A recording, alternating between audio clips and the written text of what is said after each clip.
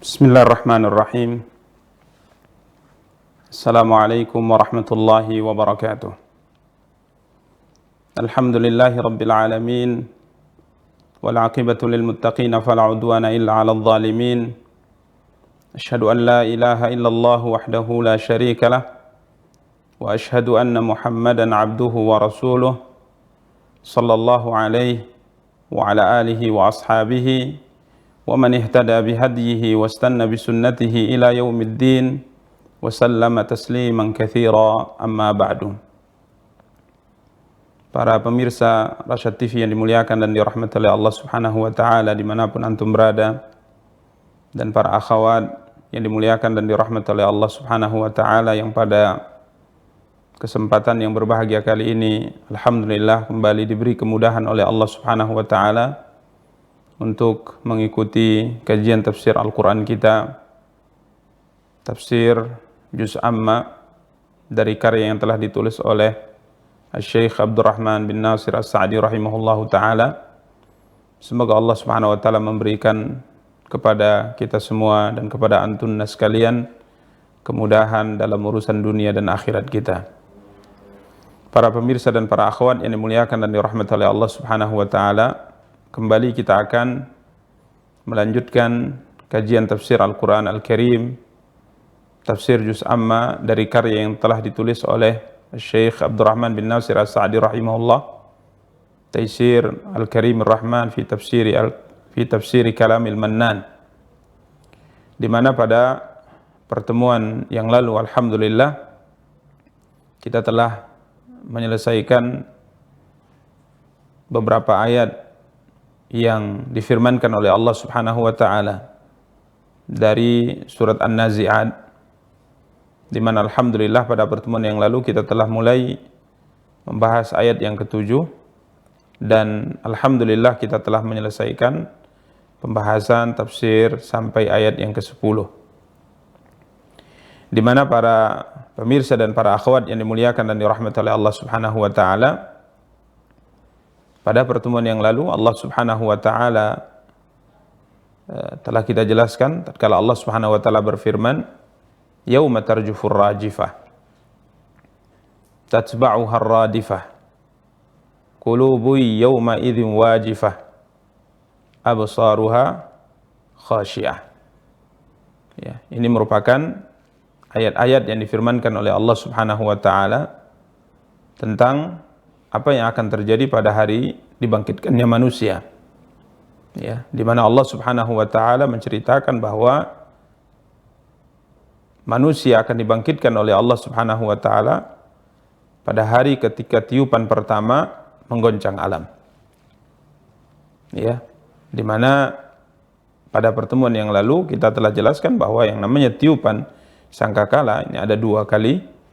Yang pertama adalah tiupan yang ditiup oleh malaikat Israfil alaihi salam, sehingga dengannya alam semesta hancur karenanya. Kemudian tiupan yang kedua adalah tiupan di mana dengannya manusia dibangkitkan. Ini yang disebutkan oleh Allah Subhanahu wa taala pada ayat yang ke-7, ya, di mana Allah Subhanahu wa taala berfirman, tatba'uha ar-radifah. Ya, tatba'uha ar-radifah, di mana manusia akan dibangkitkan pada tiupan yang kedua. Artinya setelah tiupan yang pertama diiringi kemudian dengan tiupan yang kedua, maka manusia akan bangkit, dihidupkan kembali oleh Allah Subhanahu wa taala. Tatba'uha ar-radifah, tiupan pertama itu diiringi oleh Allah Subhanahu wa taala dengan tiupan yang kedua. Ya, dengannya dibangkitkannya manusia. Dan ada beberapa hal yang alhamdulillah telah kita jelaskan sebagai pengulangan, ya, di mana jarak antara dua tiupan ini sebagaimana disebutkan dalam hadis yang diriwayatkan oleh Abu Hurairah radhiyallahu an, Nabi kita yang mulia sallallahu alaihi wasallam bersabda jaraknya 40. Ya, bisa 40 hari, ya, bisa 40 bulan, dan bisa juga 40 tahun. Ya, dan ini tidak dijawab oleh Abu Hurairah radhiyallahu an. Kemudian setelahnya manusia kembali diciptakan oleh Allah Subhanahu wa taala bermula dari tulang ekor, kemudian setelah kembali dibentuk oleh Allah Subhanahu wa taala tubuh mereka, maka kemudian malaikat Israfil diperintahkan oleh Allah meniup sangkakala yang kedua, sehingga akhirnya semua manusia bangkit dari kuburnya. Kemudian Allah Subhanahu wa taala firmankan, qulubu yauma idzin wajifah. Ya, Allah Subhanahu wa taala jelaskan pada hari itu hati manusia sangat takut. Ya. Karena mereka melihat sesuatu yang sangat menakutkan. Mereka melihat sesuatu yang sangat menakutkan dari neraka Allah, dari gambaran siksa Allah, dari murka Allah Subhanahu wa taala, sehingga hati manusia pada waktu itu sangat takut. Absaruha khasyiah. Ya, absaruha khasyiah.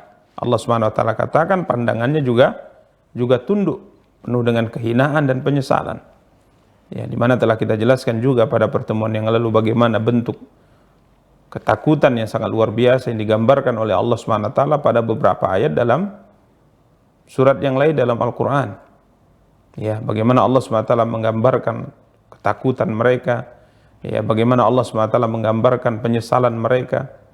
Ya, sebagaimana kita pada pertemuan yang lalu juga nukilkan bagaimana penyesalan orang yang salah dalam mengambil teman, sehingga akhirnya temannya menjadikan ia tidak beriman kepada Allah. Temannya menarik ia untuk melakukan maksiat kepada Allah Subhanahu wa taala. Ya, sehingga akhirnya ia kemudian menyesal. Dia mengatakan, ya laitani takhattu ma'ar rasuli sabila, ya wailata laitani lam attakhidh fulanan khalila. Ya, diceritakan oleh Allah Subhanahu wa taala dalam surat Al-Furqan bagaimana bentuk penyesalannya. Ya, Allah Subhanahu wa taala menceritakan ya'addu adh-dhalim ala yadayhi wa yauma ya'addu adh-dhalimu ala yadayhi, di hari tatkala orang-orang yang zalim, yang melakukan maksiat kepada Allah SWT menggigit kedua tangannya dengan penuh penyesalan sembari berkata, ya laitani ittakhadtu ma'ar rasuli sabila.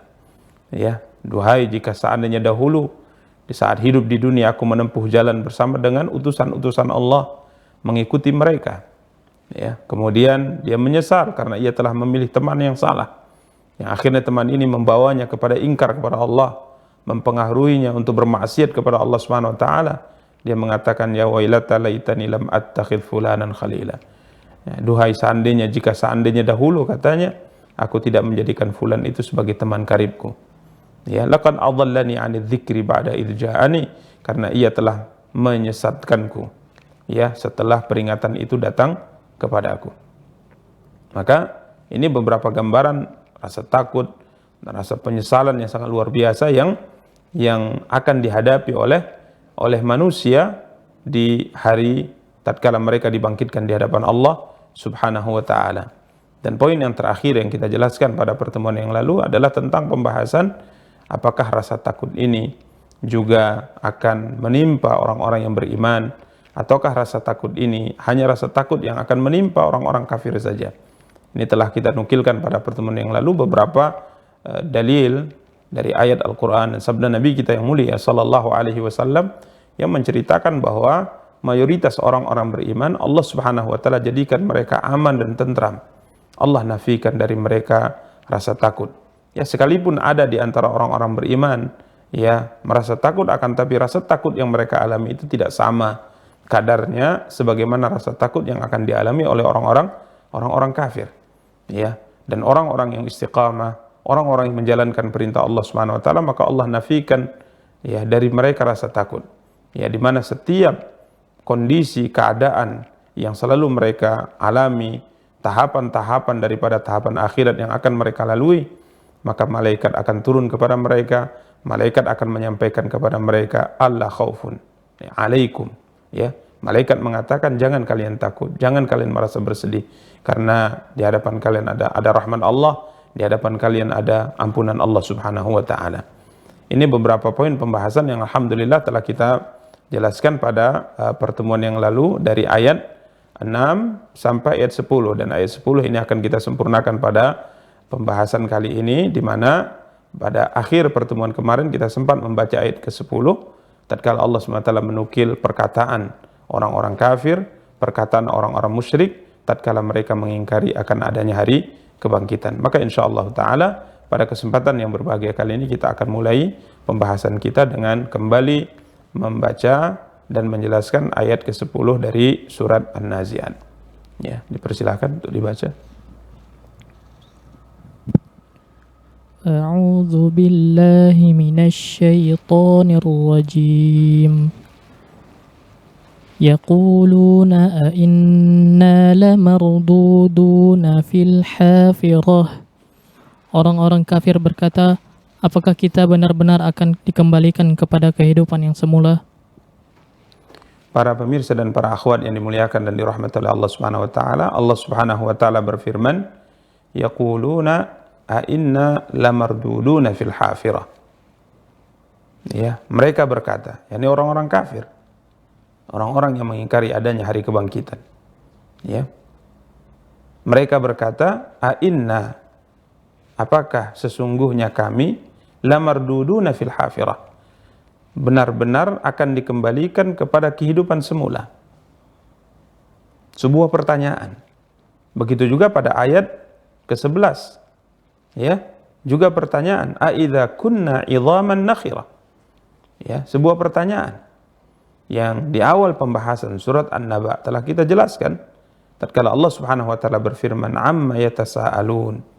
Ya, amma yatasaalun, di mana kita jelaskan tatkala kita membahas surat An-Naba di awal, ya, pembahasan kajian tafsir kita, di mana di sana Allah Subhanahu wa taala berfirman amma yatasaalun. Ya, di mana poin faidah yang kita sebutkan di sana bahwa banyak ayat dalam Al-Qur'an yang Allah Subhanahu wa taala sebutkan tentang sebuah pertanyaan yang diucapkan oleh orang-orang musyrik yang diceritakan oleh Allah dalam Al-Qur'an. Tapi pertanyaan ini tidaklah muncul dari mereka dengan keinginan untuk mengetahui hakikat sebenarnya tentang apa yang mereka tanyakan. Tatkala mereka bertanya tentang hari kiamat, tatkala mereka bertanya tentang adanya hari kebangkitan, ini pertanyaan tujuannya bukan ingin mengetahui hakikat kebenaran tentang hari kiamat.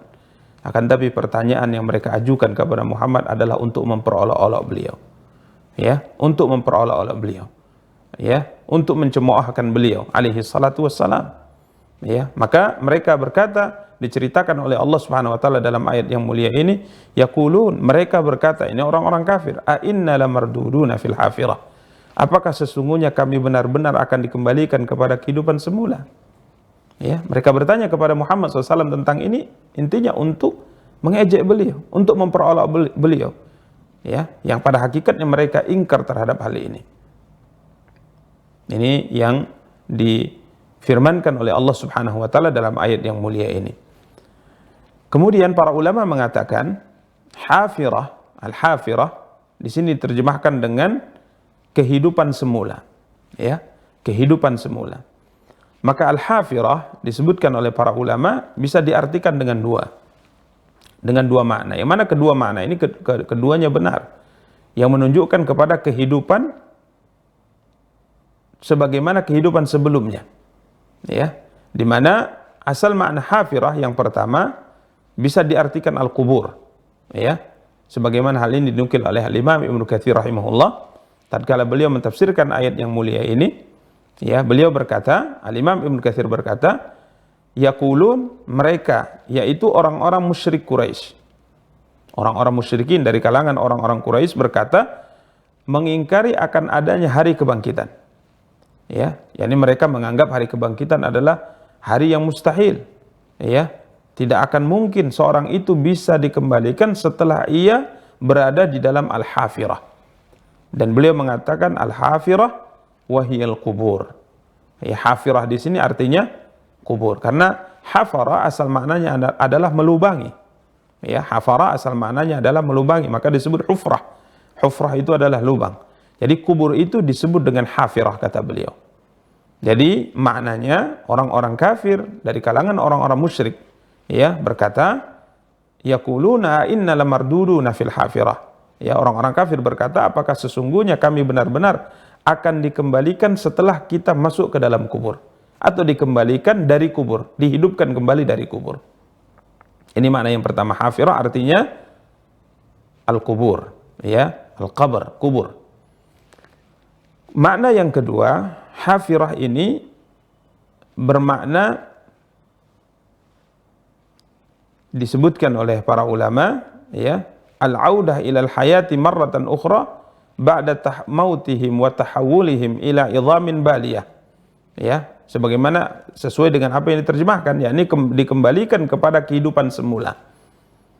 Kenapa disebut dengan hafirah? Karena asal makna hafirah kalau dibawa kepada makna ini artinya jejak kaki.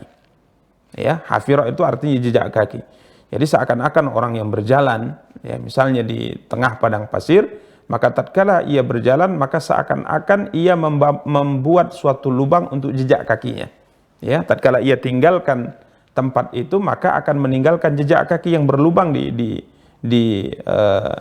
pasir. Ya, maka disebut dengan hafirah. Maka ini yang sesuai dengan terjemah yang dikembalikan kepada kehidupan semula. Ya, jadi intinya wallahu taala alam, orang-orang musyrik, orang-orang kafir berkata, "A inna lamarduduna fil hafirah?" Apakah kita benar-benar akan dikembalikan ya kepada kehidupan semula, yakni dibangkitkan dari kubur kita. Ya, ini menunjukkan akan keingkaran mereka terhadap adanya hari kebangkitan sebagaimana yang disampaikan oleh Nabi SAW dari firman-firman Allah Subhanahu wa taala. Ini ucapan mereka yang pertama yang diceritakan oleh Allah Subhanahu wa taala dalam ayat yang mulia ini, yakni ucapan mereka di saat mereka masih hidup dahulu di dunia. Ini yang selalu mereka ucapkan. Mereka katakan, "Ainna lamarduduna fil hafirah?" Apakah kita benar-benar atau kami benar-benar akan dikembalikan kepada kehidupan semula. Ya, berikutnya ayat yang ke-11. Idza kunna 'idhaman nakhirah.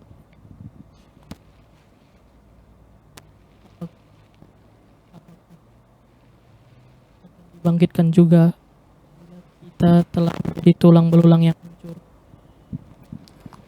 Baik, para pemirsa dan para akhwat yang dimuliakan dan dirahmati oleh Allah Subhanahu wa taala. Berikutnya Allah Subhanahu wa taala berfirman, "A idza kunna 'idhaman nakhirah." Ya, "A idza kunna 'idhaman nakhirah."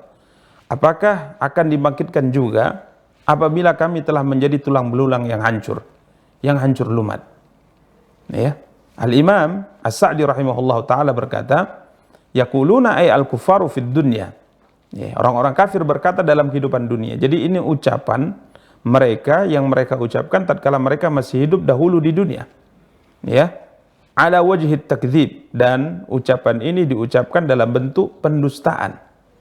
Ya, sebagaimana kita sebutkan tadi, pertanyaan yang pada hakikatnya memperolok-olok Nabi SAW.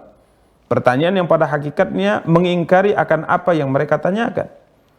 A idza kunna 'idhaman nakhirah ay baliyatan fatatan, apakah kami juga akan dikembalikan oleh Allah, dihidupkan kembali oleh Allah Subhanahu wa taala setelah menjadi tulang belulang yang hancur.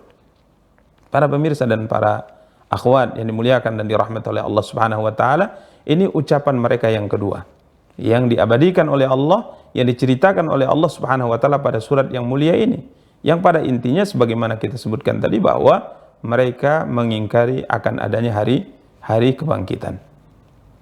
Berikutnya ayat yang ke-12. Qalu tilka idzan karratun khasirah.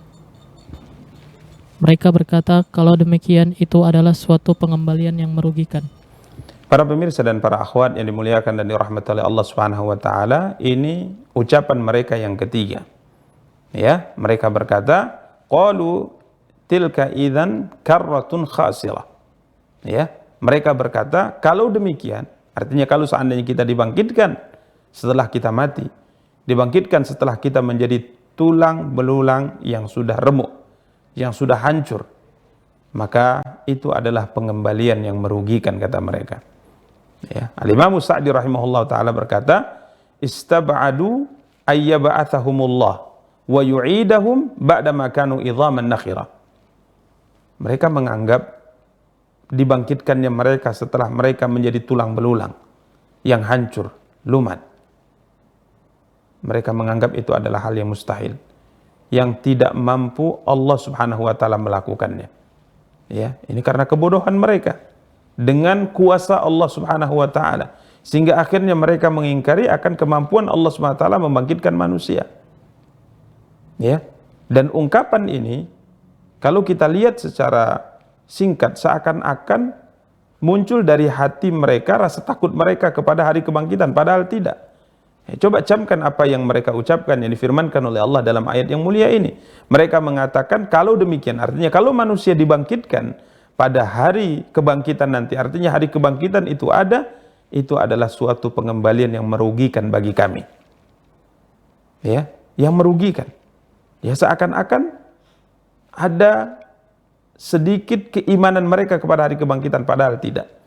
Jadi ini murni bentuk penghinaan mereka kepada Nabi SAW. Murni mereka memperolok-olok apa yang disampaikan oleh Nabi SAW. Jadi seakan-akan mereka mengatakan, ya Muhammad, jika seandainya yang kau sampaikan itu benar, merugilah kami nanti tatkala kami dibangkitkan. Mungkin mereka sambil tertawa, menertawai Nabi SAW, memperolok-olok Nabi SAW. Ya, seakan-akan mereka mengatakan tidak mungkin itu terjadi ya Muhammad. Ya, ini para pemirsa dan para akhwat yang dimuliakan dan dirahmati oleh Allah Subhanahu wa taala. Karena jika seandainya ungkapan ini muncul dari hati mereka yang paling dalam, artinya mereka percaya dengan adanya hari kebangkitan, yang kalau seandainya mereka mempercayai adanya hari kebangkitan dan mereka takut jika seandainya ada hari kebangkitan kemudian mereka dibangkitkan dalam kondisi mereka merugi, tentunya mereka akan berusaha untuk beribadah kepada Allah. Mereka akan berusaha untuk beriman kepada Allah Subhanahu wa taala. Ya, karenanya sering kita sampaikan bahwa motor penggerak terkuat untuk melakukan ibadah kepada Allah adalah keimanan dengan adanya hari kebangkitan. Ini adalah motor terkuat untuk menggerakkan seorang hamba beribadah kepada Allah Subhanahu wa taala. Ya, tatkala kita percaya setelah kematian adanya kebangkitan. Di saat kita dibangkitkan adanya hari pertanggungjawaban, adanya hari pemeriksaan amal yang kita lakukan. Kemudian setelah itu imma surga atau neraka Allah Subhanahu wa taala. Neraka di dalamnya siksa yang tak terhingga, sedangkan surga di dalamnya nikmat tak terbayangkan. Ya, maka tentunya dengan iman ini kita mempersiapkan diri dengan melakukan amal-amal baik dalam kehidupan dunia. Beriman kepada Allah, beriman kepada Rasulnya, kemudian kita melakukan amal-amal saleh dan menjauhi maksiat kepada Allah Subhanahu wa taala. Ya, namun sekali lagi ungkapan mereka tilka idzan karratun khasirah, kalau demikian itu adalah suatu pengembalian yang merugikan. Ini murni sebagai bentuk olok-olok mereka terhadap Nabi kita yang mulia sallallahu alaihi wasallam, yang menyampaikan kepada mereka bahwa hari kebangkitan itu merupakan hari yang pasti akan dilalui oleh manusia. Para pemirsa dan para akhwat yang dimuliakan dan dirahmati oleh Allah Subhanahu wa taala. Padahal jika seandainya mereka mau berfikir dan mau percaya ya dengan apa yang disampaikan oleh Nabi SAW dengan adanya hari kebangkitan, maka itu sama sekali tidak merugikan mereka baik dunia maupun akhirat. Ya, ini kita berikan sebagai faidah akliyah kata para ulama. yakni faidah yang seorang itu bisa berfikir dengan akalnya. Nabi kita yang mulia SAW menyampaikan kepada mereka bahwa setelah kematian ada hari kebangkitan, ada hari perhitungan. Jika seandainya mereka percaya dengan adanya hari kebangkitan, ya, artinya mereka mengikuti apa yang diinginkan oleh Nabi SAW. Dan jika seandainya misalnya tidak terbukti apa yang disampaikan oleh Nabi SAW, maka tidak ada ruginya bagi mereka.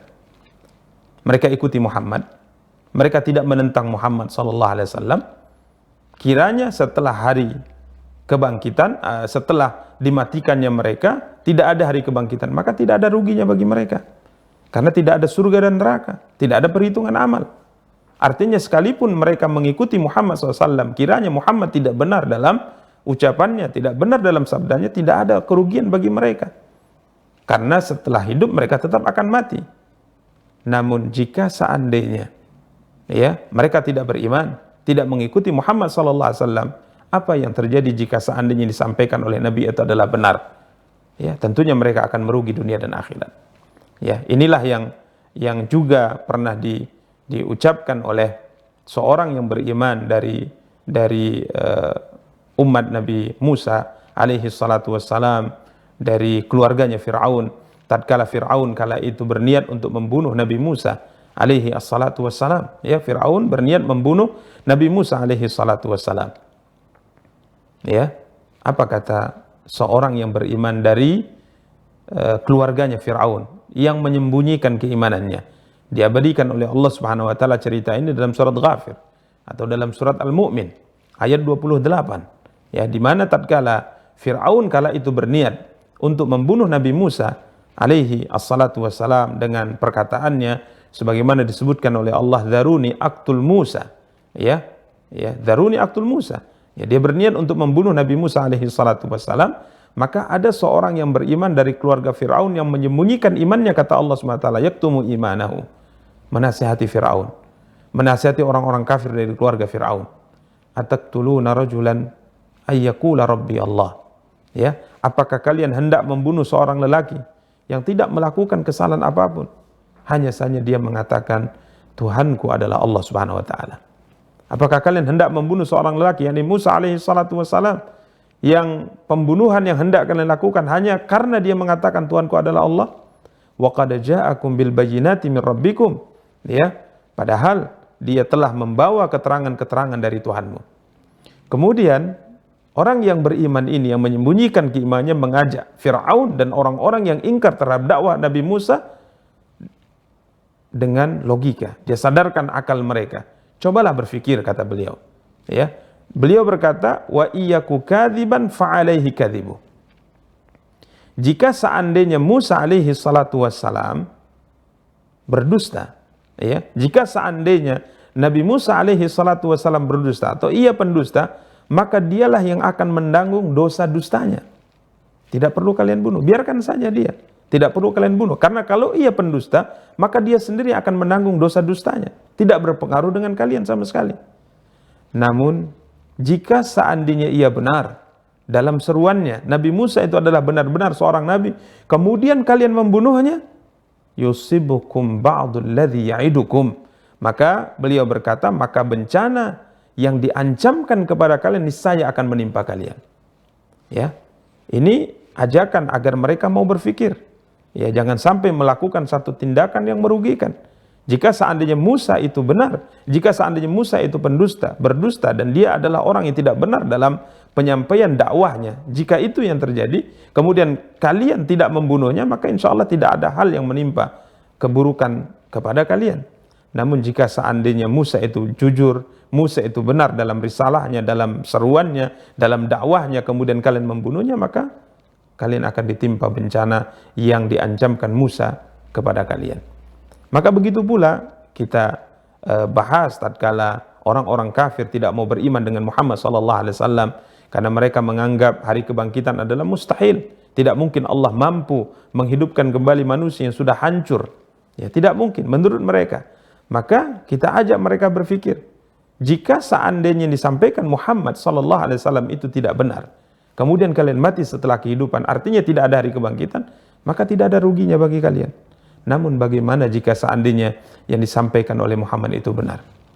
Surga itu ada, neraka itu ada, hari perhitungan itu ada, murka Allah di akhirat ada. Apa yang akan terjadi jika seandainya kalian tidak beriman?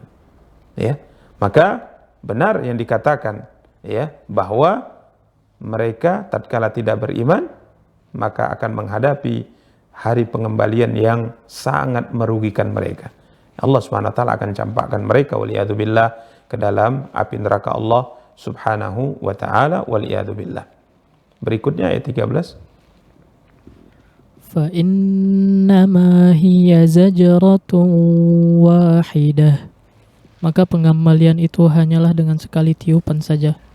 Setelah Allah Subhanahu wa taala menyebutkan ucapan-ucapan mereka yang menunjukkan keingkaran mereka dengan adanya hari kebangkitan, maka Allah Subhanahu wa taala sampaikan berikutnya bahwa hari kebangkitan itu hanyalah satu tiupan saja. Fa innama hiya zajratun wahidah. Sesungguhnya pengembalian itu hanyalah satu kali tiupan saja. Ya, ini terkait dengan pembahasan yang sempat kita ulang tadi, bahwa manusia akan kembali dibangkitkan oleh Allah SWT dengan satu tiupan, sangkakala yang ditiup oleh malaikat Israfil alaihissalam, yang dengannya, dengan izin Allah SWT, semua manusia akan bangkit dari kuburnya. Ya, hanya satu kali tiupan saja. Al-Imam Sa'di rahimahullah ta'ala menjelaskan bahwa Allah Subhanahu wa taala tatkala berfirman dalam surat An-Nazi'at ayat 13 ini untuk menjelaskan fi bayani suhulati hadzal amri alaih. Ya. untuk menjelaskan bahwa membangkitkan manusia dari kematian mereka, menghidupkan makhluk dari kematian mereka merupakan perkara yang sangat mudah bagi Allah. Ya, perkara yang sangat mudah bagi Allah. Ini Allah jelaskan untuk menjelaskan suhulah, mudahnya membangkitkan manusia dari kematian. Sangat mudah bagi Allah Subhanahu wa taala. Ya, tidak ada yang sulit bagi Allah Subhanahu wa taala. Bahkan menciptakan manusia sebelum ia ada dengan mengembalikan manusia setelah ia mati, maka bagi Allah Subhanahu wa taala itu lebih mudah menghidupkan manusia kembali setelah kematian. Padahal semuanya kita katakan mudah, wa huwa ahwanu alaih. Ya, ini secara logika, ya, mengulang kembali penciptaan setelah sebelumnya ada ini jauh lebih mudah daripada menciptakan sesuatu yang tadinya belum ada. Ya, karenanya Allah Subhanahu wa taala menjelaskan pada ayat ini, sesungguhnya pengembalian itu hanyalah satu kali tiupan saja, menjelaskan tentang mudahnya Allah melakukan hal ini. Artinya mengembalikan manusia dari kematian hanya dengan satu tiupan saja. Itu tiupan yang dengannya manusia akan bangkit. Ya. Maka silakan baca beberapa ayat yang difirmankan oleh Allah Subhanahu wa taala, bagaimana Allah menunjukkan kepada beberapa hamba-hamba Allah Subhanahu wa taala tentang kebangkitan. Ya, seperti misalnya Nabi Ibrahim alaihi salatu wassalam meminta kepada Allah Subhanahu wa taala, arini kaifa tuhyil mauta. Ya Allah, tunjukkan kepadaku bagaimana engkau menghidupkan makhluk yang sudah mati. Ya, silahkan baca dalam surat Al-Baqarah. Maka Allah Subhanahu wa taala perintahkan Nabi Ibrahim untuk menyembelih seekor burung, kemudian memotong-motong tubuh burung ini dan meletakkannya pada gunung-gunung yang berbeda. Ya. Kemudian Allah SWT perintahkan Nabi Ibrahim alaihi salatu wassalam untuk memanggilnya. Maka seketika burung ini disatukan kembali oleh Allah Subhanahu wa taala, kemudian Allah hidupkan. Ya, begitu juga dengan seorang saleh, orang yang beriman, yang tatkala melewati satu kota, satu daerah, yang mana daerah tersebut telah hancur, ya. Kemudian dia berkata bagaimana Allah SWT kembali menghidupkan kota yang sudah mati ini, kota yang sudah hancur ini. Maka Allah SWT matikan orang ini, yang disebutkan dalam sebagian ahli tafsir, beliau adalah Uzair. Ya, beliau adalah Uzair, diwafatkan oleh Allah SWT seketika, ya, selama 100 tahun. Ya, selama 100 tahun. Di mana kendaraan yang dia pakai, ya, keledai yang dia kendarai, itu dihancurkan oleh Allah Subhanahu wa taala jasadnya, ya, dagingnya Allah hancurkan sehingga hanya tersisa tulang belulangnya, sedangkan makanan yang beliau bawa itu tidak dihancurkan oleh Allah, diabadikan oleh Allah, dikekalkan oleh Allah Subhanahu wa taala sampai setelah 100 tahun, maka Allah hidupkan ia kembali. Dan di hadapan matanya Allah Subhanahu wa taala memperlihatkan bagaimana kuasa Allah dalam menghidupkan makhluk yang telah dimatikan oleh Allah.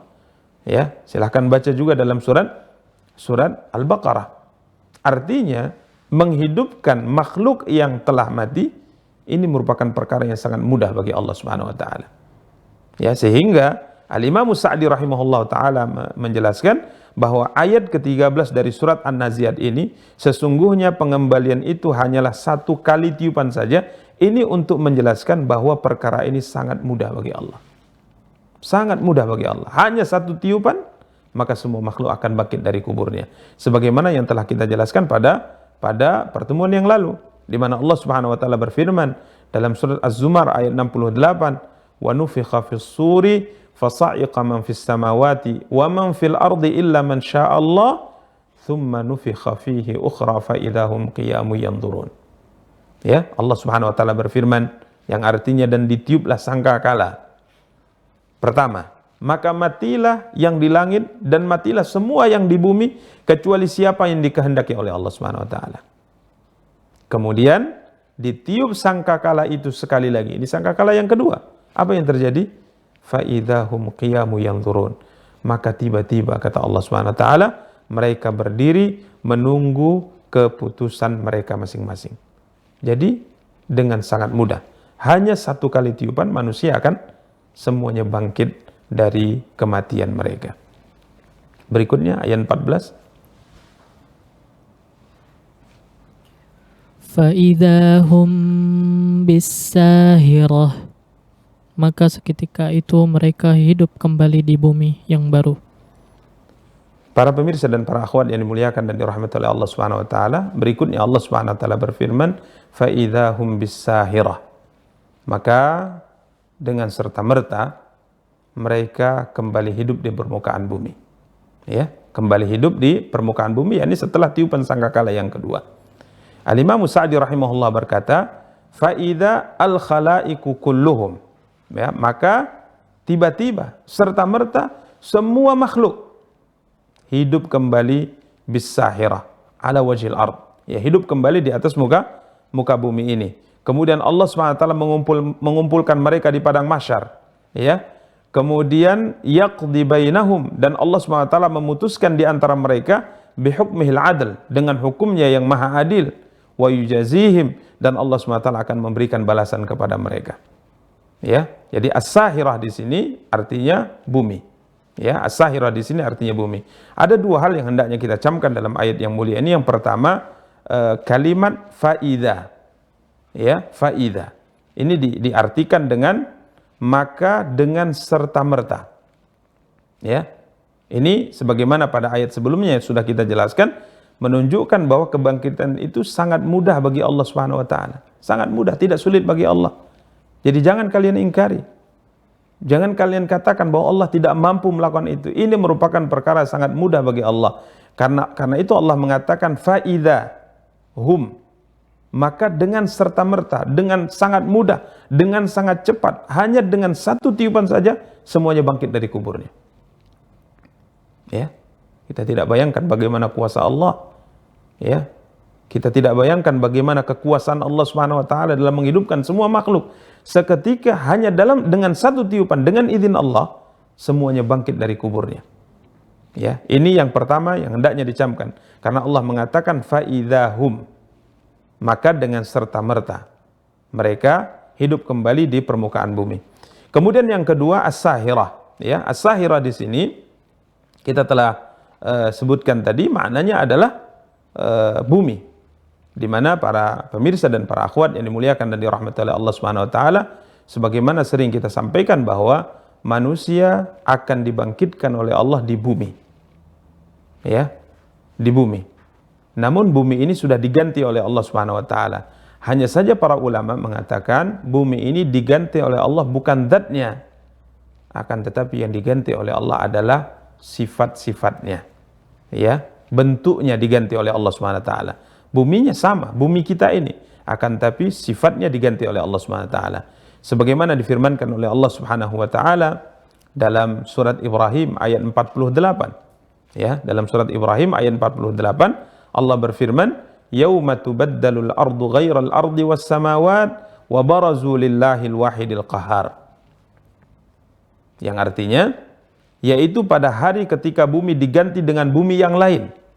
Yauma tubaddalul ardu ghairal ard, yaitu pada hari ketika bumi diganti dengan bumi yang lain.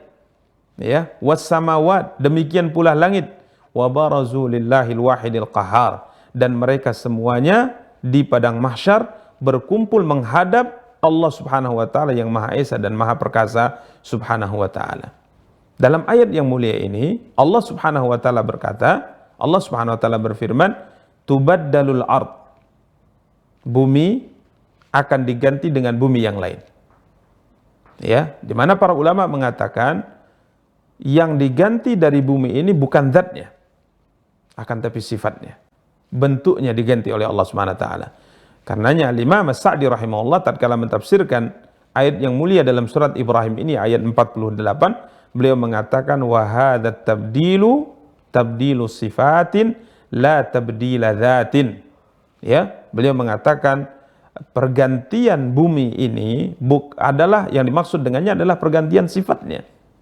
Ya, sifatnya. Artinya bumi yang sebagaimana kita ketahui sekarang ada lembahnya, ada gunungnya, ada dataran rendahnya, ada dataran tingginya, ada padang pasirnya, ada lautnya, ada sungainya, kelak pada hari akhirat akan diganti oleh Allah Subhanahu wa taala. Sehingga bumi ini hanya rata. Ya, bumi ini hanya rata, tidak ada dataran rendahnya, Tidak ada dataran tingginya, tidak ada gunungnya, tidak ada lautnya. Ini yang diganti oleh Allah. Kemudian beliau mengatakan la tabdila dzatin. Jadi perubahan bumi, pergantian bumi bukanlah pergantian zatnya, atau bumi yang lain bukan bumi kita ini. Bukan ini maksudnya. Jadi sebagaimana kita diciptakan di bumi, kita akan mati di bumi ini, dan kita juga akan dibangkitkan oleh Allah Subhanahu wa taala di bumi ini. Kemudian setelah kita dibangkitkan, sebagaimana disebutkan oleh Imam Sa'di, kita akan disatukan oleh Allah, dikumpulkan oleh Allah Subhanahu wa taala di padang mahsyar. Karena setelah dibangkitkannya manusia, maka semua manusia akan digiring mengarah ke padang mahsyar menunggu keputusan Allah Subhanahu wa taala untuknya, apakah surga atau neraka Allah Subhanahu wa taala, waliyadzubillah. Jadi ini poin yang kedua pada ayat yang mulia ini, fa idahum bis-sahirah. As-sahirah di sini artinya di permukaan bumi. Ya, akan tapi bumi yang kita diciptakan kembali di atasnya bukanlah bumi seperti ini bentuknya, akan tapi sudah dirubah oleh Allah Subhanahu wa taala. Ya, berikutnya ayat ke-15. Hal ataka hadithul Musa. Sudah sampaikah kepadamu Muhammad kisah Musa? Para pemirsa dan para akhwat yang dimuliakan dan dirahmati oleh Allah Subhanahu wa taala, setelah Allah Subhanahu wa taala berfirman tentang adanya hari kebangkitan, tentang apa yang akan dialami oleh manusia di hari kiamat, ya. Kemudian Allah Subhanahu wa taala ceritakan bahwa hari kiamat merupakan hari yang sangat mudah bagi Allah Subhanahu wa taala untuk menegakkannya. Maka Allah Subhanahu wa taala berpindah penjelasan. Dari menjelaskan tentang hari kiamat, maka Allah Subhanahu wa taala menjelaskan tentang kisah Nabi Musa alaihi salatu wassalam tatkala beliau mendakwahi Firaun. Ya. Dari cerita tentang hari kiamat yang diawali dengan al-qasam, diawali dengan sumpah, dengan menyebutkan malaikat dan tugasnya. Ya, kemudian Allah jelaskan tentang hari kebangkitan. Allah kemudian ceritakan bahwa hari kebangkitan ini merupakan hari yang diingkari oleh orang-orang kafir. Padahal hari kebangkitan adalah hari yang sangat mudah bagi Allah untuk melakukannya. Maka kemudian Allah berpindah, ya, dalam firman-Nya menceritakan tentang Nabi Musa alaihi salatu wassalam tatkala beliau berdakwah kepada Firaun. Ya, di mana Allah SWT berfirman, hal ataka hadithu Musa. Hal ataka hadithu Musa. Sudah sampaikah kepadamu ya Muhammad kisah Nabi Musa alaihi salatu wassalam? Sudahkah sampai kepadamu ya Muhammad cerita tentang Nabi Musa alaihi salatu wassalam? Al-Imam Sa'di rahimahullahu ta'ala berkata bahwa tatkala Allah Subhanahu wa ta'ala menggunakan kalimat istifham, tanda tanya dalam ayat yang mulia ini, hal ataka, sudahkah sampai kepadamu ya Muhammad kisah Musa, dalam bentuk pertanyaan. Ini menunjukkan bahwa kisah Nabi Musa adalah kisah yang agung. Kisah Nabi Musa adalah kisah yang sangat luar biasa. Karenanya kisah beliau di dalam Al-Quran, kisah kehidupan beliau, kisah dakwah beliau, ya, kisah perjalanan dakwah beliau diceritakan oleh Allah dalam Al-Quran, dalam banyak ayat dalam Al-Quran. Karenanya cerita tentang Nabi terbanyak dalam Al-Quran adalah cerita tentang Nabi Musa alaihi salatu wassalam. Coba lihat surat Al-Baqarah, ya, surat Ali Imran, ya, surat Al-Maidah. Semuanya ada kisah, ya, tentang Nabi Musa, di mana setiap surat dengan surat yang lainnya saling melengkapi tentang cerita Nabi Musa alaihi assalatu wassalam. Bahkan kita dapati misalnya dalam surat Taha. Ya, dalam surat Taha kita dapati ayat yang sangat banyak menceritakan tahapan-tahapan kehidupan Nabi Musa alaihi salatu wassalam dari semenjak beliau dilahirkan sampai dakwah beliau. Ya, sebelumnya juga dalam surat Al-Kahfi, pada surat sebelumnya kita juga dapati tentang cerita Nabi Musa alaihi salatu wassalam. Jadi tatkala Allah Subhanahu wa taala berfirman, hal ataka hadithu Musa, ya, sudah sampaikah kepadamu ya Muhammad kisah Musa? Ya, Allah menggunakan kata istifham, kalimat tanda tanya ini untuk mengisyaratkan, untuk menjelaskan bahwa kisah beliau merupakan kisah yang sudah terjadi, yang di dalamnya banyak perkara yang sangat besar, di dalamnya banyak perkara yang bisa diambil faedah darinya. Ya. Kemudian apa keterkaitan, ya, keterkaitan antara pembahasan hari kiamat yang sudah kita jelaskan dengan kisah Nabi Musa alaihi salatu wassalam. Apa keterkaitannya? Para ulama mengatakan, ya, kisah Nabi Musa yang diawali oleh Allah Subhanahu wa taala pada ayat 15 ini, ya, keterkaitannya dengan pembahasan-pembahasan sebelumnya yang semuanya berbicara tentang adanya hari kebangkitan, maka minimal ada dua hal yang mengaitkannya. Yang pertama, ini sebagai bentuk hiburan kepada Nabi kita yang mulia sallallahu alaihi wasallam. Ya, hiburan kepada Nabi kita yang mulia sallallahu alaihi wasallam, yakni tasliyatan lirrasul, kata para ulama ahli tafsir. Ini salah satu di antara bentuk hiburan yang disampaikan oleh Allah kepada Nabi. Artinya untuk menghibur Nabi kita yang mulia sallallahu alaihi wasallam dengan cerita Nabi Musa. Ya, karena orang-orang Quraisy tatkala disampaikan kepada mereka adanya hari kebangkitan, Nabi mengajak mereka mempercayainya. Nabi mengajak mereka untuk mengimaninya, mereka menolak. Bahkan sebagaimana kita sebutkan tadi, mereka bertanya dalam bentuk penghinaan, memperolok-olok Nabi SAW. Apakah benar ada hari kebangkitan Muhammad? Tapi tujuannya untuk menghina Nabi SAW, memperolok-olok Nabi, mempermainkan Nabi SAW. Mereka tolak, mereka ingkari. Setiap hari Nabi berdakwah, mereka tolak dan mereka ingkari.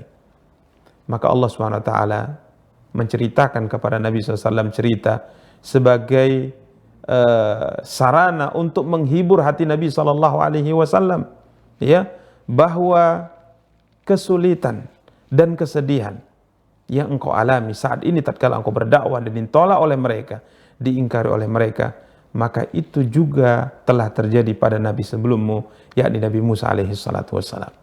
Ya, jadi ini salah satu di antara bentuk hiburan untuk menghibur Nabi sallallahu alaihi wasallam agar Nabi bisa bersabar dalam menghadapi keingkaran dan kekufuran orang-orang kafir Quraisy. Dan ini manusiawi. Ya, artinya tatkala seorang itu menghadapi suatu kesulitan, kemudian ia melihat ada orang yang mengalami kesulitan yang minimal kita katakan sama dengan kesulitan yang ia alami, apalagi kalau orang itu kesulitannya lebih berat daripada apa yang kita alami, maka secara otomatis cerita tentang orang yang mengalami kesulitan sebagaimana yang kita alami ini menguatkan hati kita, membuat kita bisa bersabar, membuat kita bisa kuat. Ya, kita teringat dengan sebuah hadis tatkala Nabi kita yang mulia sallallahu alaihi wasallam disakiti oleh orang-orang, tatkala beliau membagi harta yang diberikan oleh Allah kepada beliau dengan pembahagian sesuai dengan apa yang Allah inginkan. Artinya beliau membagi harta itu hanya kepada beberapa orang saja. Ya, hanya kepada beberapa orang saja. Beliau mendapat kiriman emas dari Ali bin Abi Thalib radhiyallahu taalaan yang dikirim oleh Nabi SAW ke daerah Yaman. Ali kemudian mengirimkan satu harta emas kepada Nabi SAW. Kemudian Nabi SAW membaginya hanya kepada beberapa orang saja dari tokoh-tokoh Arab, dengan tujuan untuk menguatkan hati mereka di dalam Islam, yang kita kenal dengan istilah mu'allafah qulubuhum. Ya, Nabi bagi kepada mereka harta tersebut untuk menguatkan hati mereka dalam Islam, dan Nabi tidak berikan kepada yang lainnya. Maka ada salah seorang di antara yang hadir, yang beliau dikenal dalam sebutan hadis dengan panggilan Dzul Khuwaisirah, ya, yang ini merupakan cikal bakal orang-orang Khawarij. Dia kemudian mengatakan, "Adil ya Muhammad, fa innaka lam ta'dil." Bertakwalah engkau ya Muhammad kepada Allah dan berlaku adillah, karena sesungguhnya engkau tidak berlaku adil dalam pembahagian ini. Ya. Bahkan dia berkata, ini adalah pemberian yang tidak diinginkan untuk mencari ridha Allah Subhanahu wa taala. Ya, tidak niat dalam memberikan ini tidaklah untuk mencari wajah Allah Subhanahu wa taala, tidak ikhlas. Karena yang diberi hanya tokoh-tokoh saja, yang lainnya tidak diberi. Maka Nabi SAW marah besar. Ya, sampai dalam sebagian riwayat wajah beliau berubah merah padam. Ya, alaihi salatu wassalam, karena begitu marahnya. Ya, sehingga Nabi SAW mengatakan, "Waihak, faman ya'dil illa ma'adil." Ya, celaka engkau wahai fulan. Siapa yang mampu berlaku adil jika seandainya aku tidak mampu berlaku adil atau aku tidak melakukan keadilan. Ya, ala ta'manuni wa ana aminun man fis sama'. Kenapa kalian tidak percaya denganku? Padahal Allah sendiri mempercayakan risalah ini untukku, kepada aku. Nabi marah. Kemudian Nabi SAW berkata, rahimallahu Musa. Semoga Allah merahmati Nabi Musa alaihi salatu wassalam. Semoga Allah merahmati Nabi Musa. Sungguh Nabi Musa telah disakiti dengan perbuatan dan tindakan lebih berat dari ini. Nabi Musa bisa bersabar. Jadi Nabi SAW menghibur hati beliau untuk bisa kuat di dalam menerima gangguan dari ucapan orang ini dengan melihat kepada apa yang dialami oleh Nabi Musa alaihi salatu wassalam. Memang begini yang terjadi dalam kehidupan kita. Artinya tatkala kita ditimpa musibah, kita diuji oleh Allah Subhanahu wa taala dengan satu kesulitan, kemudian kita melihat orang lain minimal ujian yang ditimpakan kepadanya sama seperti yang ditimpakan kepada kita atau bahkan lebih berat, maka ini bisa membuat kita lebih mampu bersabar atas ujian yang ditimpakan oleh Allah kepada kita. Maka ini tujuan yang pertama, kata para ulama, tatkala Allah Subhanahu wa taala setelah menceritakan tentang adanya hari kebangkitan, kemudian Allah Subhanahu wa taala berpindah penjelasan tentang kisah Nabi Musa dan Fir'aun, dakwah Nabi Musa kepada Fir'aun. Tujuannya adalah untuk apa? Menghibur Nabi kita yang mulia SAW. Sebagaimana mereka menolak, sukumu menolak, kaummu menolak, maka Fir'aun juga menolak. Maka bersabarlah engkau sebagaimana Nabi Musa alaihi salatu wassalam bisa bersabar tatkala beliau berdakwah. Kemudian keterkaitan yang kedua disebutkan oleh para ulama adalah ancaman atau peringatan yang ingin Allah Subhanahu wa taala sampaikan kepada orang-orang kafir Quraisy, ya, di mana Allah ingatkan orang-orang kafir Quraisy, lihat Fir'aun itu. Dia tolak dakwah Nabi Musa alaihi salatu wassalam. Kemudian apa yang Allah timpakan kepada Fir'aun? Apa yang Allah timpakan kepada Fir'aun? Akhirnya Fir'aun ditenggelamkan oleh Allah, disiksa oleh Allah. Maka seakan-akan Allah ingatkan, jangan sampai keadaan kalian nantinya tatkala menolak dakwah Nabi Muhammad SAW sama seperti keadaan yang menimpa Fir'aun tatkala dia menolak dakwah Nabi Musa alaihi salatu wassalam. Ini yang disebutkan para ulama, keterkaitan antara firman Allah Subhanahu wa taala tatkala Allah menceritakan tentang Nabi Musa dan Fir'aun setelah Allah Subhanahu wa taala berfirman tentang adanya hari kebangkitan. Jadi ada dua kemungkinan keterkaitannya. Yang pertama adalah untuk menghibur Nabi SAW. Yang kedua untuk memperingatkan orang-orang Quraisy jangan sampai mereka ditimpa sesuatu sebagaimana menimpa Fir'aun tatkala menolak dakwah Nabi Musa alaihi assalatu wassalam. Maka Allah Subhanahu wa taala berfirman, hal ataka hadithu Musa. Sudahkah sampai kepadamu ya Muhammad kisah Nabi Musa alaihi assalatu wassalam. Kemudian Allah Subhanahu wa taala memulai firman-Nya bercerita tentang kisah Nabi Musa alaihi salatu wassalam. Allah berfirman pada ayat ke-16, silahkan. إِذْ نَادَاهُ رَبُّهُ بِالْوَادِ الْمُقَدَّسِ طُوًى. Ketika Tuhan memanggilnya Musa di lembah suci, yaitu lembah Tua. Para pemirsa dan para akhwat yang dimuliakan dan dirahmati oleh Allah Subhanahu wa taala, Allah Subhanahu wa taala mulai bercerita tentang Nabi Musa alaihi salatu wassalam.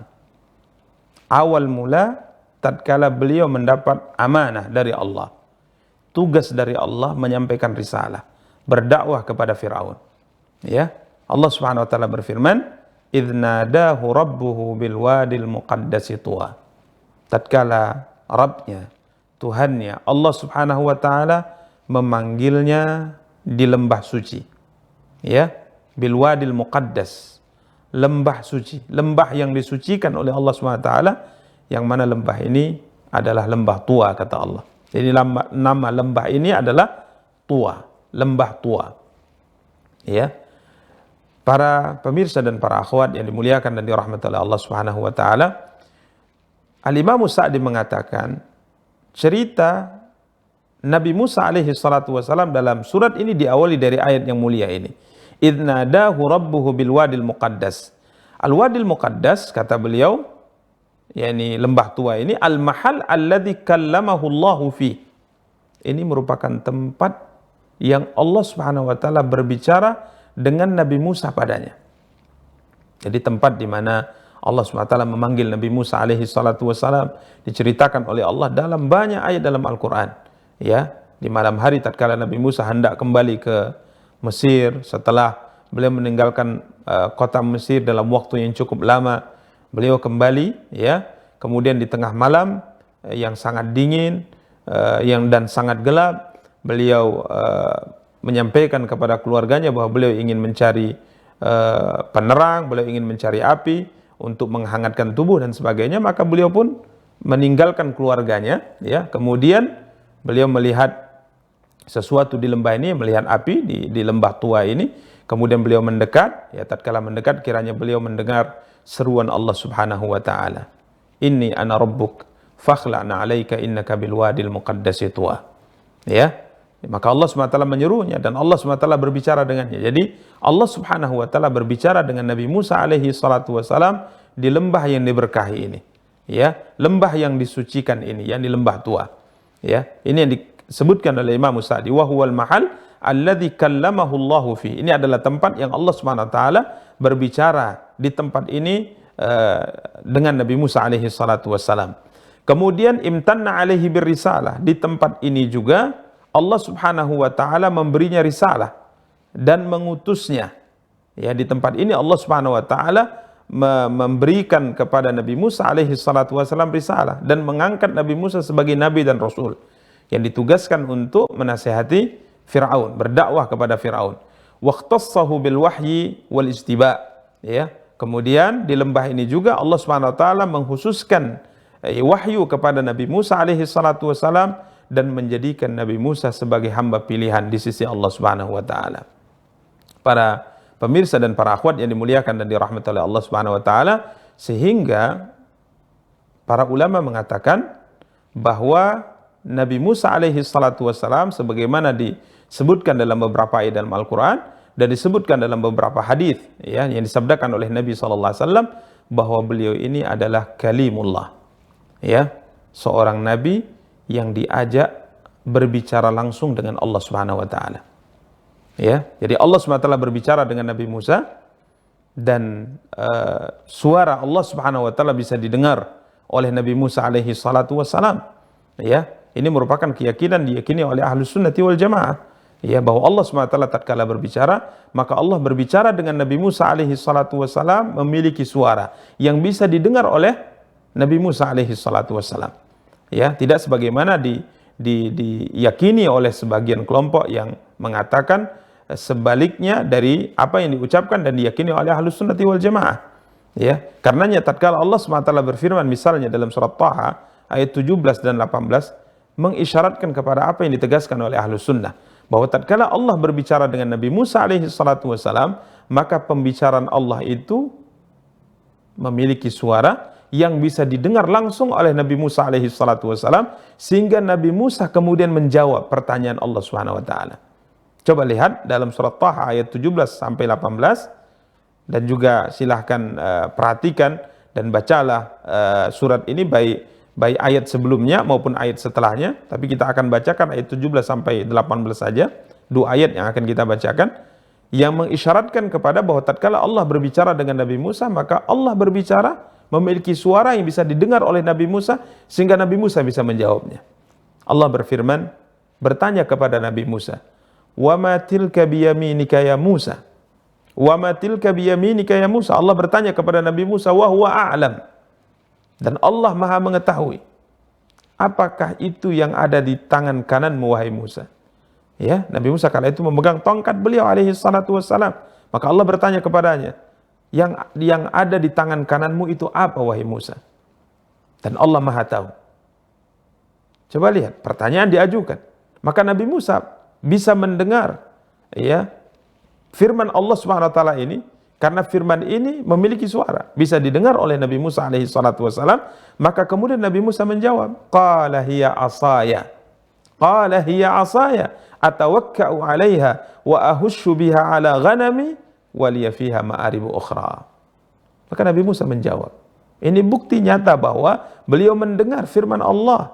Ya, beliau mendengar firman Allah Subhanahu wa taala. Maka berkata Musa, "Ini adalah tongkatku. Aku bertelekan padanya dan aku pukul daun dengannya untuk kambingku dan bagiku ada lagi keperluan yang lainnya." Ini fungsi tongkat di tanganku ini ya Allah adalah untuk ini. Ya. Kemudian Allah Subhanahu wa taala perintahkan pada ayat berikutnya, alqiha ya Musa, Allah perintahkan untuk melemparkan tongkat ini, kemudian tongkat ini berubah menjadi ular. Kemudian Nabi Musa alaihi salatu wasallam hendak lari dan Allah Subhanahu wa taala katakan la takhaf, jangan engkau takut, dan beliau diperintahkan untuk kembali memegang tongkat tersebut. Maka dari tadinya berubah menjadi ular kemudian kembali berubah menjadi tongkat sebagai mukjizat yang Allah anugerahkan kepada beliau. Silakan baca dalam surat Taha.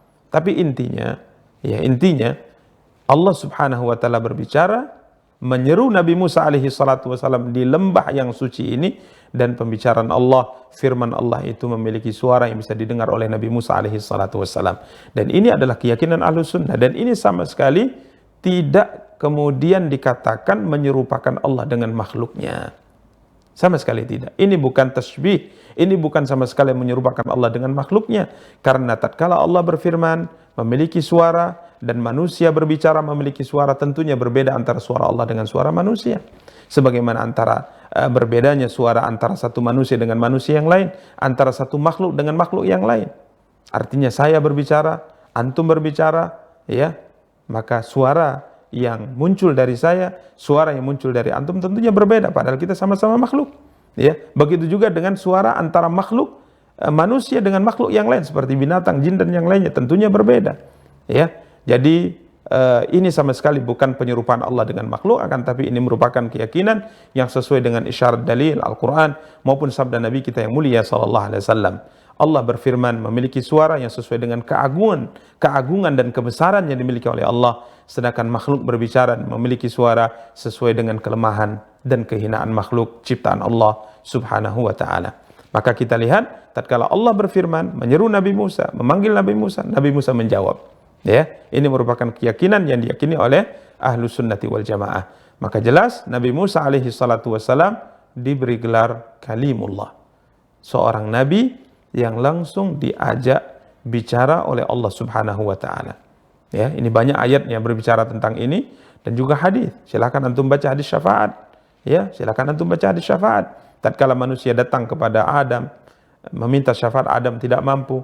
Adam memerintahkan datang kepada Nabi Nuh. Manusia datang kepada Nabi Nuh. Nabi Nuh juga tidak mampu. Nabi Nuh memerintahkan manusia datang kepada Nabi Ibrahim.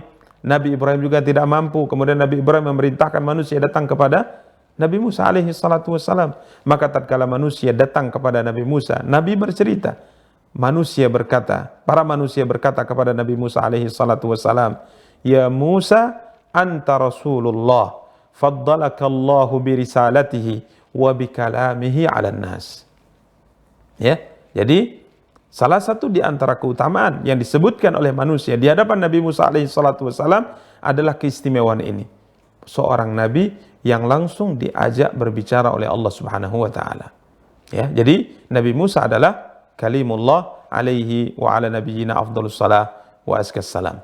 Kemudian yang kedua dalam ayat yang mulia ini, di samping kita sudah jelaskan nadahu, ya, tatkala Allah memanggilnya, kita sudah jelaskan sisi keyakinan Ahlus Sunnah dalam pembahasan ini. Ini salah satu di antara pembahasan sifat yang wajib diyakini oleh seorang muslim dan muslimah. Maka poin yang kedua dalam ayat yang mulia ini adalah Allah sifati lembah ini dengan lembah Al-Muqaddas. Ya, lembah Al-Muqaddas. Ya, lembah tua ini disifati oleh Allah SWT dengan lembah suci. Ya, dalam sebagian ayat Allah SWT sifati lembah ini dengan lembah Al-Buq'atil Mubarakah, lembah yang diberkahi. Ya, sebagaimana difirmankan oleh Allah SWT dalam surat Al-Qasas ayat 30. Ya, bisa dibaca dalam surat Al-Qasas ayat 30. Allah Subhanahu wa taala mensifati lembah ini dengan lembah yang diberkahi. Di dalam ayat ini Allah sifati dengan lembah suci. Ya, di ayat yang lain Allah sifati lembah yang diberkahi. Allah berfirman dalam surat Al-Qasas ayat 30, "Falamma ataha nudiya min syati'il wadil aymani fil buq'atil mubarakah."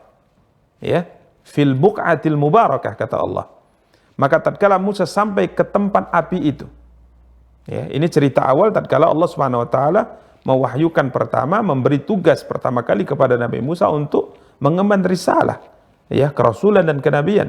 Maka Allah mengatakan, maka tatkala Musa sampai di tempat api itu, maka nudiya min syati'il wadil aymani fil buq'atil mubarakah, maka diserulah dia, yakni Musa, dari arah pinggir lembah sebelah kanannya, ya, pada tempat yang diberkahi, kata Allah, pada tempat yang diberkahi. Jadi satu sisi lembah ini disebut dengan lembah suci, di sisi yang lain lembah ini disebut dengan lembah yang diberkahi, ya. Dan para ulama mengatakan bahwa ini maksud dengan lembah yang diberkahi ini apa? Ya, lembah yang dimaksudkan lembah yang diberkahi ini apa? Ya, maka perlu kita ketahui bahwa setiap sesuatu yang dikatakan berkah, ya, yang asal makna berkah atau al-barakah, asal maknanya adalah kebaikan yang sangat banyak. Maka tatkala Allah Subhanahu wa taala mengatakan sesuatu itu diberkahi, sesuatu itu padanya terdapat keberkahan, ya, maka maknanya adalah sesuatu itu padanya terdapat kebaikan yang sangat banyak. Ya, kebaikan yang sangat banyak. Ya, contoh misalnya seorang muslim, ya, disebut sebagai manusia yang padanya ada keberkahan. Artinya pada muslim ini ada kebaikan yang sangat banyak. Al-Quran disebut dengan kitabun mubarak, kitab yang diberkahi, karena pada Al-Quran terdapat kebaikan yang sangat banyak dunia dan akhirat. Jadi setiap sesuatu, setiap manusia, tempatkah dia atau suatu apapun, tatkala disifati dengan padanya terdapat keberkahan, artinya kebaikan yang sangat banyak terdapat padanya. Ya, maka tatkala Allah SWT sebutkan lembah ini adalah lembah yang diberkahi, lembah suci yang diberkahi, maknanya adalah lembah ini terdapat padanya kebaikan yang sangat banyak. Apa kebaikan yang terdapat pada lembah ini? Maka para ulama mengatakan kebaikan yang terdapat pada lembah ini lima waqa'a fiha minat taklim war risalah li Musa, karena di lembah ini terdapat kebaikan yang sangat banyak. Di antaranya adalah pembicaraan Allah secara langsung terjadi di lembah ini antara Allah dengan Nabi Musa alaihi salatu wassalam. Di lembah ini Allah berikan amanah risalah kepada Nabi Musa alaihi salatu wassalam. Ini adalah kebaikan yang sangat luar biasa. Kemudian di lembah ini Allah tampakkan kepada Nabi Musa mukjizat yang itu dijadikan sebagai penguat untuk kebenaran kerasulan dan kenabian beliau di hadapan Fir'aun dan orang-orang yang mengingkari dakwah beliau. Jadi ini kebaikan-kebaikan yang ada pada lembah ini. Bahkan para ulama mengatakan di lembah ini pula Nabi Musa alaihi salatu wassalam menerima kitab Taurat dari Allah Subhanahu wa taala. Di lembah tua ini juga Allah Subhanahu wa taala memberikan kitab Taurat kepada Nabi Musa alaihi salatu wassalam. Jadi ini yang dimaksud dengan lembah yang diberkahi, ya. Bukan berarti yang dimaksud dengan lembah yang diberkahi kemudian batunya atau tanahnya ini bisa mendatangkan kebaikan tatkala kita mengambilnya. Tidak, bukan ini maksudnya. Ya, maka seperti misalnya kita kembangkan permasalahan Makkah Al-Mukarramah adalah kota yang diberkahi, begitu juga Madinah, ya, begitu juga dengan Al-Aqsa misalnya. Ya, ini adalah tempat-tempat yang diberkahi oleh Allah, tapi bukan berarti batunya apabila kita ambil mendatangkan keberkahan. Tidak, sama sekali bukan itu maksudnya. Akan tapi keberkahan atau kebaikan itu didapat tatkala kita beribadah kepada Allah di sana. Di Makkah Al-Mukarramah misalnya, tatkala kita beribadah di Al-Masjidil Haram, maka Nabi kita yang mulia SAW bersabda bahwa kebaikan yang akan kita dapat dari pahala salat yang kita kerjakan itu 100.000 kali lipat dibandingkan kita salat di masjid-masjid yang lain. Ya, ini keberkahan yang terdapat padanya. Ini yang dimaksudkan dengan keberkahan yang terdapat padanya. Begitu juga dengan keberkahan Masjidin Nabawi di kota Madinah, di mana Nabi SAW katakan bahwa salat di Masjid Nabawi maka pahalanya sama seperti 1000 kali lipat salat di masjid yang lainnya kecuali Al-Masjidil Haram yang ada di kota Makkah Al-Mukarramah. Begitu juga dengan Al-Masjidil Aqsa. Jadi keberkahan yang dimaksud adalah keberkahan amal tatkala kita beribadah di tempat itu, bukan keberkahan batunya atau pasirnya atau tanahnya yang tatkala kita ambil kemudian mendatangkan kebaikan untuk kita sehingga sebagian orang menjadikannya sebagai jimat, dan ini merupakan keyakinan yang salah, bahkan ini merupakan salah satu di antara bentuk kesyirikan kepada Allah Subhanahu wa taala. Ya, demikian para pemirsa dan para akhwat yang dimuliakan dan dirahmati oleh Allah Subhanahu wa taala, awal daripada kisah yang diceritakan oleh Allah Subhanahu wa taala tentang Nabi Musa alaihi salatu wassalam, idznadahu rabbuhu bil wadil muqaddasi tuwa, tatkala Tuhannya, Rabbnya memanggilnya di lembah suci yaitu lembah tua. Dan insyaallah pada pertemuan yang akan datang kita akan lanjutkan tahapan-tahapan kisah yang diceritakan oleh Allah Subhanahu wa taala tentang cerita dakwah Nabi Musa alaihi salatu wassalam kepada Firaun yang diceritakan oleh Allah dalam surat ini, yang tujuannya sebagaimana kita sebutkan minimal dua. Yang pertama, menghibur Nabi SAW agar beliau bisa bersabar dalam menghadapi keingkaran ya dan pendustaan yang dilakukan oleh orang-orang kafir Quraisy kepada dakwah beliau. Kemudian yang kedua, sebagai ancaman, peringatan kepada orang-orang Quraisy yang menolak dakwah beliau, dan kepada siapapun yang menolak dakwah Nabi kita yang mulia SAW, bahwa jangan sampai menimpa kalian apa yang telah menimpa Fir'aun tatkala dia menolak dakwah Nabi Musa alaihi salatu wassalam. Demikian para pemirsa dan para akhwat yang dimuliakan dan dirahmati oleh Allah, yang dapat kita jelaskan pada kesempatan yang berbahagia kali ini. InsyaAllah pada pertemuan yang akan datang kita akan kembali melanjutkan tafsir surat An-Nazi'at ini dari ayat yang ke-17. Semoga Allah SWT memberikan keberkahan dan kebaikan untuk kita, serta kemudahan untuk urusan dunia dan akhirat kita, dan semoga kajian tafsir ini bisa menambah wawasan ilmu kita dan lebih mendekatkan diri kita kepada Allah, dan lebih memberi motivasi kepada kita untuk memperbaiki amal kita, melakukan ibadah sebaik-baiknya, mempersiapkan diri untuk hari pertemuan kita dengan Allah Subhanahu wa taala. Kita cukupkan. Subhanakallahumma bihamdik, asyhadu an la ilaha illa anta, astaghfiruka wa atubu ilaika. Wassalamualaikum warahmatullahi wabarakatuh.